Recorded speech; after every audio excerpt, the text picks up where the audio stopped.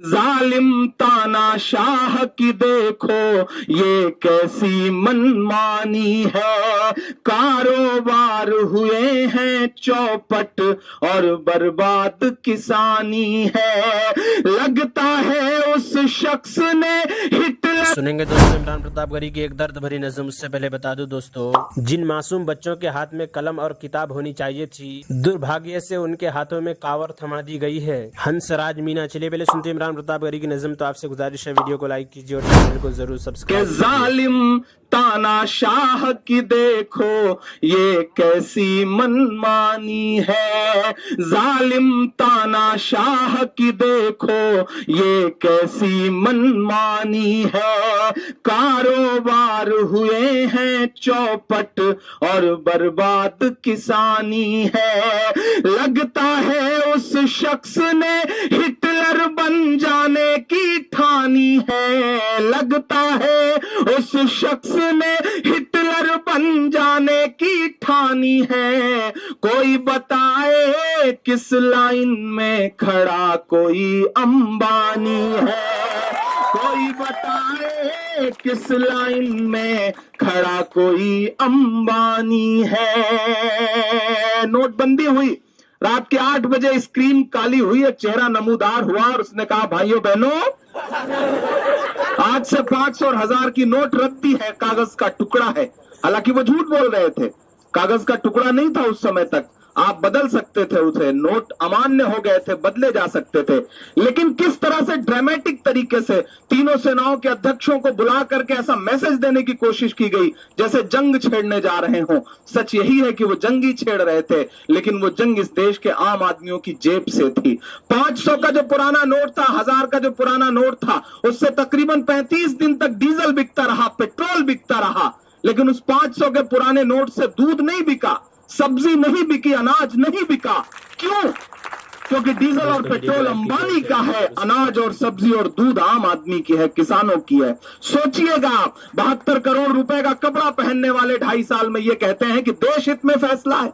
देश हित में फैसले ऐसे नहीं होते साहब, और देश हित का फैसला जो है वो आवाम ने ही उसका ठेका थोड़ी ले रखा है। आप गोवा, तमिलनाडु और महाराष्ट्र के 3 घंटे के भाषण में 3 कपड़ा बदलेंगे और हमसे उम्मीद करेंगे कि हम कतार में खड़े खड़े मर जाएं।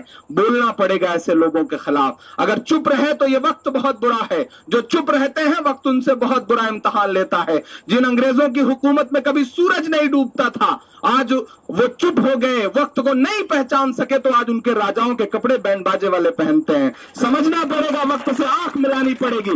मैं नज्म का पहला बंद पढ़ता हूं साहब।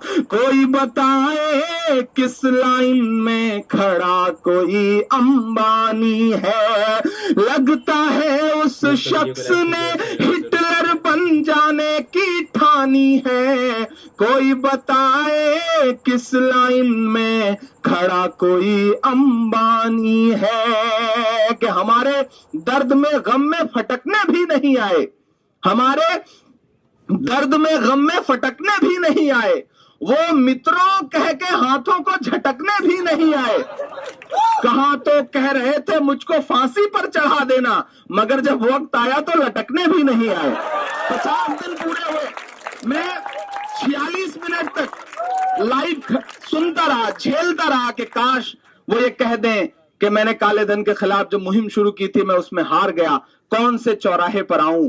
लेकिन ये छोड़ करके उन्होंने सब भाषण पिलाया, लेकिन कहीं से भी न चौराहे का जिक्र आया, न फांसी पे लटकने का जिक्र आया। मैं बंद पढ़ता हूं साहब। कोई बताए किस लाइन में खड़ा कोई अंबानी है, कि जो कहते थे 100 दिन के अंदर काला धन लाएंगे, काला धन ना ला पाए तो खुद फांसी चढ़ जाएंगे, काला धन ना ला पाए तो खुद फांसी चढ़ जाएंगे। 2.5 साल हुए हैं फिर भी जुमलेबाजी चालू है, 2.5 साल हुए हैं फिर भी जुमलेबाजी चालू है, और भक्तों को लगता है कि साहिब बड़ा दयालु है, اور بھکتوں کو لگتا ہے کہ صاحب بڑا دیالو ہے۔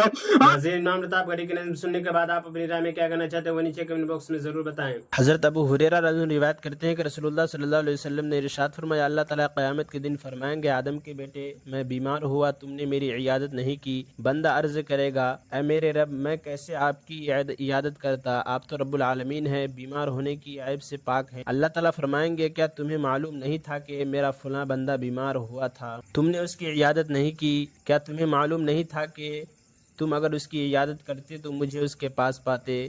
آدم کے بیٹے، میں نے تم سے کھانا مانگا تھا، تم نے مجھے نہیں کھلایا۔ بندہ عرض کرے گا، اے میرے رب، میں آپ کو کیسے کھانا کھلاتا، آپ تو رب العالمین ہے۔ آپ اللہ تعالیٰ فرمائیں گے، کیا تمہیں معلوم نہیں تھا کہ میرے فلاں بندے نے تم سے کھانا مانگا تھا، تم نے اس کو کھانا نہیں کھلایا؟ کیا تمہیں معلوم نہیں تھا کہ تم اگر اس کو کھانا کھلاتے تو تم اس کا ثواب میرے پاس پاتے؟ آدم کے بیٹے، میں نے تم سے پانی مانگا تھا، تم نے مجھے پانی نہیں پلایا۔ بندہ عرض کرے گا، اے میرے رب، میں آپ کو کیسے پانی پلاتا، آپ تو رب العالمین ہیں۔ اللہ تعالیٰ فرمائیں گے، میرے فلاں بندے نے تم سے پانی مانگا تھا، تم نے اس کو نہیں پلایا، اگر تم اس کو پانی پلاتے تو تم اس کا ثواب میرے پاس پاتے۔ حضرت ابو ہریرہ رضی اللہ عنہ روایت کرتے ہیں کہ رسول اللہ صلی اللہ علیہ وسلم نے ارشاد فرمایا، جب تم میں سے کسی کا خادم اس کے لیے کھانا تیار کرے، پھر وہ اس کے پاس لے کر آئے جبکہ اس نے اس کے پکانے میں گرمی اور دھوئیں کی تکلیف اٹھائی ہے، تو مالک کو چاہیے کہ اس خادم کو بھی کھانے میں اپنے ہاتھ اپنے ساتھ بٹھائے اور وہ بھی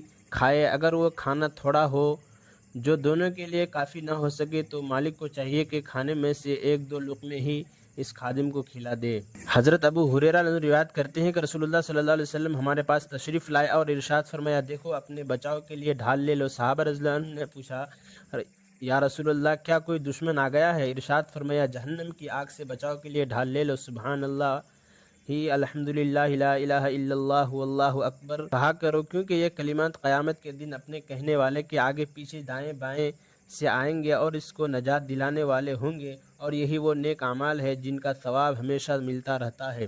فائدہ حدیث شریف کے اس جملہ یہ کلمات اپنے پڑھنے والے کے آگے سے آئیں گے کا مطلب یہ ہے کہ قیامت کے دن یہ کلمہ آگے پڑھ کر اپنے پڑھنے والے کی سفارش کرے گی، اور دائیں بائیں پیچھے سے آنے کا مطلب یہ ہے کہ اپنے پڑھنے والے کی عذاب سے حفاظت کریں گے۔ حضرت ابن عباس رضی اللہ عنہ روایت کرتے ہیں کہ رسول اللہ صلی اللہ علیہ وسلم نے حضرت عباس رضی اللہ عنہ سے فرمایا، عباس میرے چچا، کیا میں آپ کو ایک عطیہ نہ دوں؟ کیا ایک ہدیہ نہ کروں؟ کیا ایک تحفہ پیش نہ کروں؟ کیا میں آپ کو ایسا عمل نہ بتاؤں جب آپ اس کو کریں گے تو آپ کو 10 فائدے حاصل ہوں گے؟